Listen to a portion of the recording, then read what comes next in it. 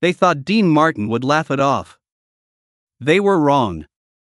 The set was loud in the way only old Hollywood sets could be. Not chaos, control dressed up as noise. Cables on the floor, lights humming, assistants moving with purpose, voices low but constant. It was the middle of a long shooting day, the kind that wore people down and exposed who they really were. Dean Martin stood slightly apart from it all, not isolated. Not excluded. Just still. He held the script loosely in one hand, not reading it anymore, just feeling its weight. His suit fit perfectly, not flashy, not loud. Everything about him suggested ease. The kind of ease that came from knowing exactly who you were and not needing anyone else to confirm it. Across the set, a man laughed, not a warm laugh. A sharp one. The kind meant to be heard. The powerful actor, already a name, already feared, already indulged, leaned back in his chair, eyes locked on Dean. He had a reputation for dominating rooms, for turning sets into personal stages. Directors tolerated him because studios protected him. Crew members avoided his line of fire. Younger actors tried to impress him, and today, he had decided Dean Martin would be entertainment. Well, the actor said loudly, tapping ash from his cigarette, this ought to be fun. A few heads turned. A few shoulders tightened. Dean didn't look up. Someone near the camera chuckled nervously, unsure whether they were supposed to laugh. The actor smirked wider. I mean, he continued, standing now, voice carrying, we all know Dean's thing, right? Smile, charm, sing a little, let everyone else do the real work. Silence followed, not the dramatic kind. The uncomfortable kind. Dean finally raised his eyes, not to the actor, but to the director, who suddenly found the floor very interesting. For a moment, everyone expected the same thing. A joke. A grin. A self-deprecating line to keep the peace. That was Dean's public image, after all. The guy who laughed everything off. The guy who never took anything seriously. But this time, Dean didn't laugh. He didn't speak either. He simply looked back at the actor, calm. Measured. Unmoved. It unsettled the room immediately, because anger would have been familiar. Embarrassment would have been easy, but this silence, this was different. The actor scoffed. Relax, Dean. I'm kidding. You Italians have thick skin, don't you? A few crew members froze. That line landed wrong. Everyone felt it. Even in an era where insults were often brushed aside, something about the way it was said, casual, dismissive, cut deeper. Dean closed the script. Slowly. No rush. No drama. He walked to his mark without saying a word, adjusted his jacket, and waited. The director hesitated. Dean, you ready? Dean nodded once. The powerful actor watched him, confused now. The reaction he wanted, any reaction, hadn't arrived. Fine, the actor muttered. Let's see what you've got. Cameras rolled, and something changed. Dean didn't perform like a man trying to prove himself. He performed like a man who already knew. Every line landed with precision. Not loud. Not theatrical. Just real.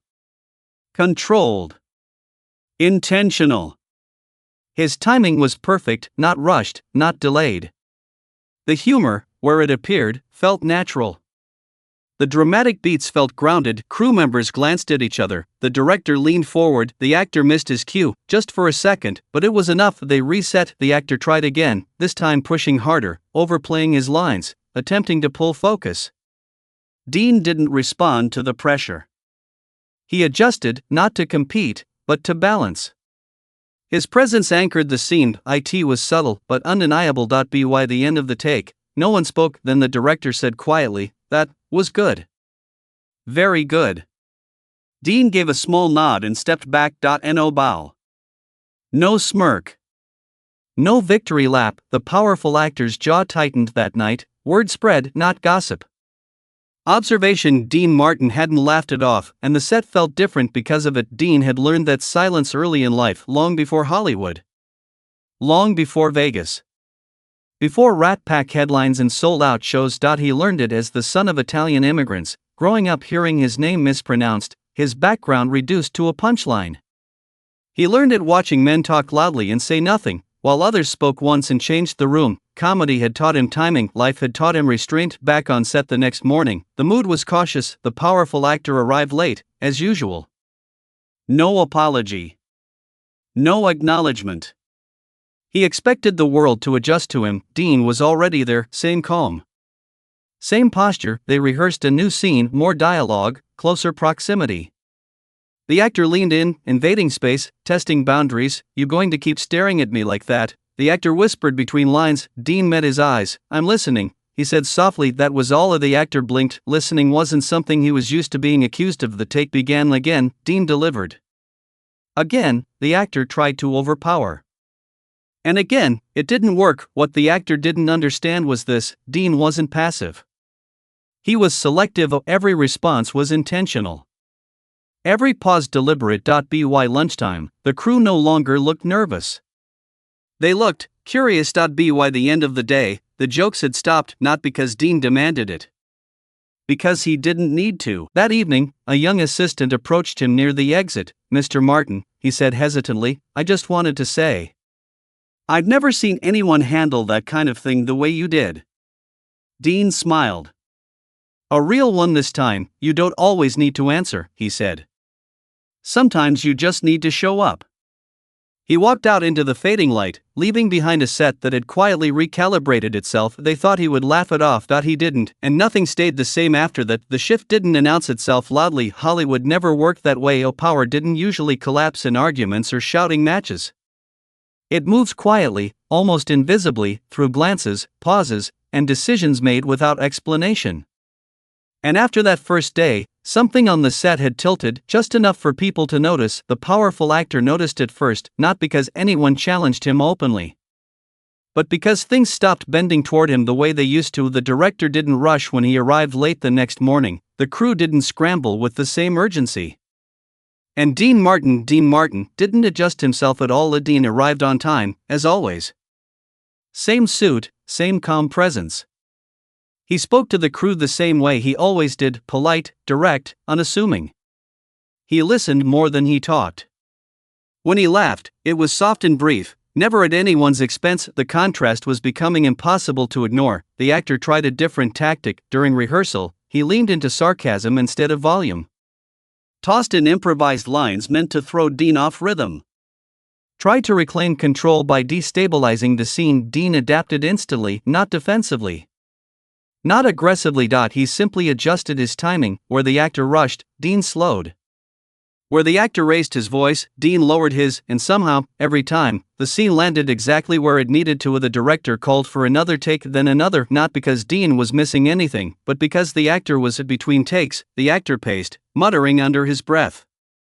He avoided Dean's eyes now. The earlier confidence had curdled into irritation. At one point, he snapped at a grip for standing in the wrong place. Dean watched quietly. Later, during a break, Dean sat on a folding chair near the edge of the set, sipping coffee. One of the older crew members, a man who had worked on dozens of pictures, sat beside him. "You know," the man said, not looking at Dean, "I've seen a lot of big personalities come through here." Dean nodded. "Most of them think power is noise," the man continued. "They don't realize silence scares people more." Dean smiled faintly. "Only if they're unsure of themselves." The man chuckled. "Exactly." Across the room, the powerful actor watched them talk. He couldn't hear the words, but he saw the ease, the respect, the lack of tension that bothered him more than any insult ever could. By the third day, it was clear who controlled the emotional temperature of the set. Not the loudest voice, not the biggest name, the calmest presence. The studio executives visited midweek. That alone changed the atmosphere. Jackets straightened. Cigarettes disappeared.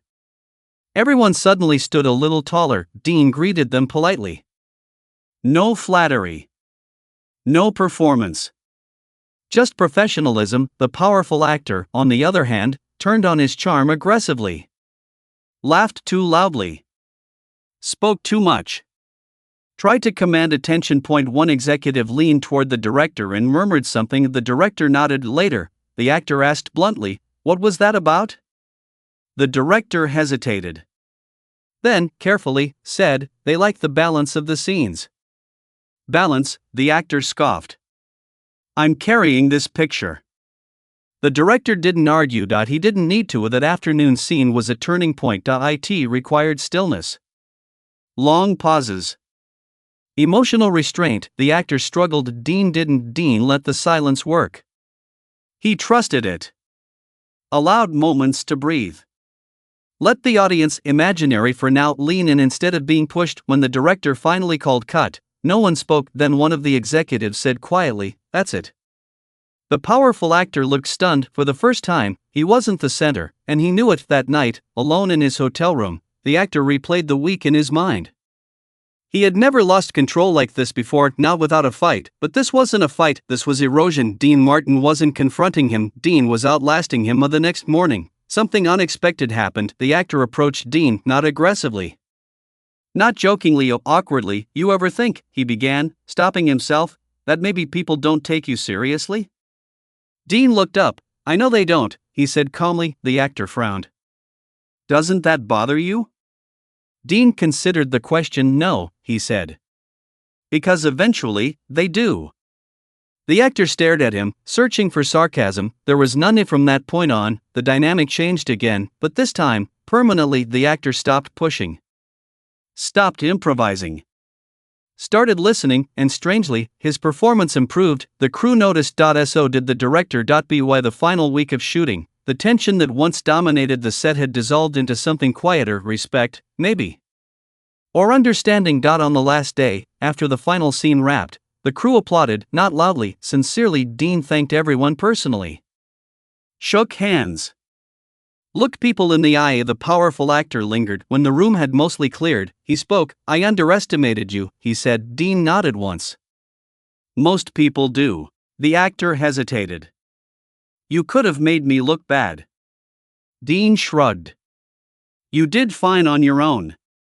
It wasn't cruel. It was honest. They parted without ceremony, and when the film premiered months later, critics noticed something unusual. The performances felt balanced, grounded, real. Dean Martin received praise, not for stealing scenes, but for elevating them, and the powerful actor, for the first time in his career, he shared credit comfortably. Dean never raised his voice, but everyone heard him. The film wrapped without ceremony. No dramatic speeches, no final confrontations, just people packing equipment, rolling cables, closing cases. Another production finished, another set dismantled. Hollywood moved on quickly. It always did. Dean Martin moved on too, but the people who had been there didn't forget. They carried the memory quietly, the way certain lessons stayed with you, not as stories you repeated, but as instincts you developed. When tension rose, when egos clashed, when someone tried to dominate a room by being louder than everyone else, they remembered Dean. They remembered how nothing about him changed when pressure increased.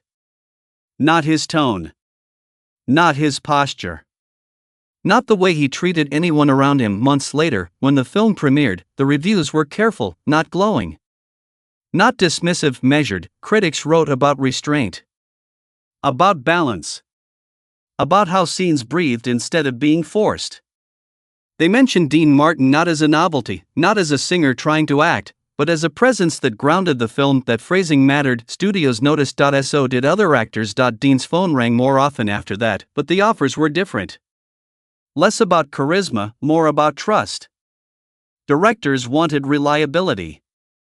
Producers wanted someone who wouldn't destabilize a set, someone who could absorb tension without amplifying it. Dean accepted some roles, declined others. Always politely, always without explanation. Behind the scenes, stories circulated, not gossip, observations. People talked about how he handled pressure, how he listened, how he never embarrassed anyone publicly, even when he had the chance. Especially when he had the chance, younger actors began watching him more closely. One of them approached him years later, during a different production, nervous and clearly overwhelmed. "How do you do it?" the actor asked. "How do you not react?" Dean smiled slightly. "I react," he said. "Just not out loud." That approach didn't just shape his work. It shaped how people treated him. Studio executives stopped testing him. Directors stopped explaining themselves twice. Crew members trusted him instinctively, and not because he demanded respect, because he never chased it. The powerful actor from that earlier set went on to make more films. Some successful, some not.